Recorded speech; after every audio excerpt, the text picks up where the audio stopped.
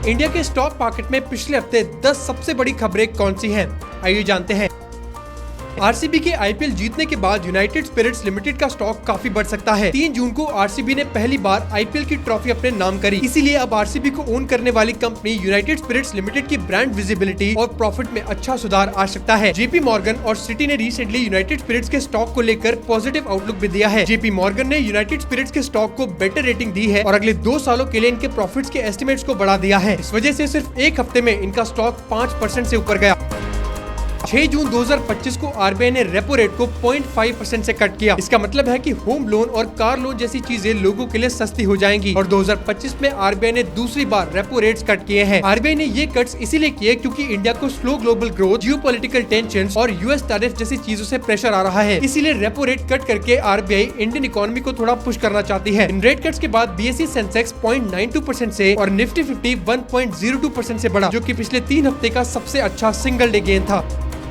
Tata capital को बहुत जल्दी अपने $2 बिलियन के आईपीओ की अप्रूवल मिलने वाली है। टाटा कैपिटल ने अप्रैल 2025 में आईपीओ के लिए फाइल किया था, लेकिन अब रीसेंट रिपोर्ट्स का कहना है कि सेबी ने टाटा कैपिटल के आईपीओ के पेपर्स को पूरी तरह से रिव्यू कर लिया है। इसीलिए टाटा आईपीएल को आईपीओ के लिए जल्दी ग्रीन सिग्नल मिल सकता है। अनलिस्टेड जोन के हिसाब से टाटा कैपिटल के शेयर्स की कीमत अनलिस्टेड मार्केट में अभी 1075 रुपीज की है। पिछले 20 सालों में टाटा ग्रुप का ये सिर्फ दूसरा आईपीओ है, इसीलिए इन्वेस्टर्स को उम्मीद है कि इसे भी टाटा टेक्नोलॉजीज के आईपीओ की तरह अच्छा रिस्पॉन्स मिलेगा।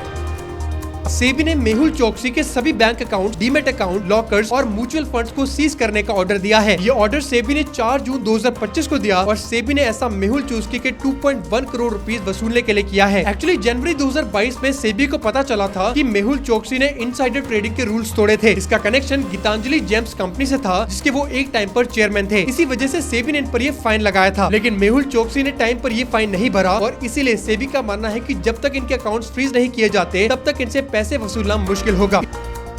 इलॉन मस्क और डोनाल्ड ट्रंप की लड़ाई से सिर्फ एक दिन में टेस्ला की मार्केट कैप $150 बिलियन से गिर गई। ये रिसेंटली हुआ सबसे बड़ा सिंगल डे लॉस है। ये पूरा मामला तब शुरू हुआ जब इलॉन मस्क ने डोनाल्ड ट्रंप के वन बिग ब्यूटीफुल बिल को क्रिटिसाइज किया। इसके रिस्पॉन्स में डोनाल्ड ट्रंप ने इलॉन मस्क की कंपनीज जैसे कि टेस्ला और स्पेसएक्स के सभी गवर्नमेंट कॉन्ट्रैक्ट्स को कैंसिल करने की धमकी दी। इसकी वजह से टेस्ला शेयर्स को इन्वेस्टर्स ने बड़ी अमाउंट में बेचा और 5 जून 2025 को 14% का ये क्रैश आया। लेकिन इंडियन स्टॉक मार्केट में इसका कोई भी रिएक्शन देखने को फिलहाल नहीं मिला है।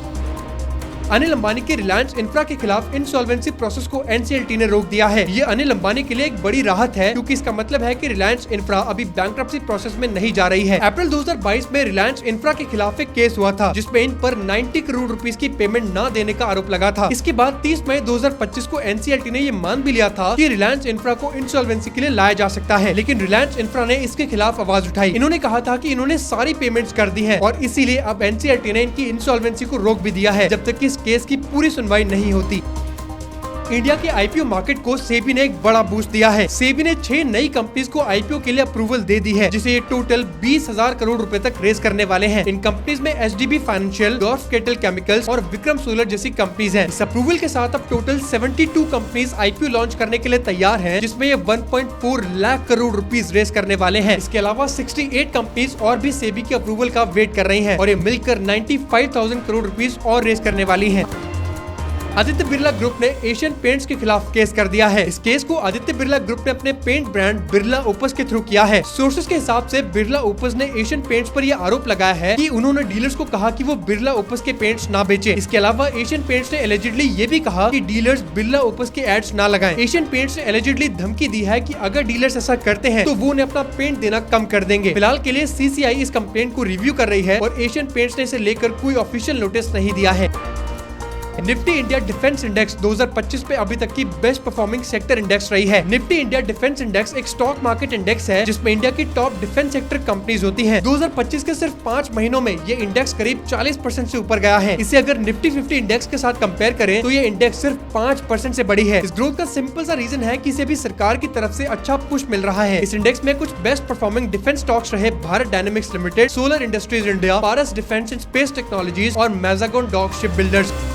एनएससी के शेयर्स की प्राइस अनलिस्टेड मार्केट में 2400 रुपए के मार्क के पार जा चुकी है। सिर्फ 2 हफ्तों में एनएससी के शेयर्स अनलिस्टेड मार्केट में 60% से बढ़े हैं। इस ग्रोथ के 2 मेन रीजंस हैं। एनएससी के अनलिस्टेड शेयर्स को बहुत ज्यादा लोग खरीद रहे हैं। अब एनएससी में 1 लाख से ज्यादा रिटेल इन्वेस्टर्स हो चुके हैं, जो किसी भी इंडियन अनलिस्टेड कंपनी के लिए एक रिकॉर्ड है। दूसरा रीजन ये है कि अब जल्दी ही एनएससी अपना आईपीओ लॉन्च कर सकती है। इस ग्रोथ की वजह से एनएससी की estimated market value 5.9 lakh crore rupees की है, जिसका मतलब है कि ये इंडिया की 5वीं सबसे वैल्यूएबल कंपनी होती अगर ये लिस्टेड होती। तो ये थी पिछले हफ्ते की इंडियन स्टॉक मार्केट की 10 सबसे बड़ी खबरें। आई होप आपको ये वीडियो पसंद आई होगी और ऐसे ही वीकली स्टॉक मार्केट अपडेट्स के लिए सब्सक्राइब टू AISM इंडिया।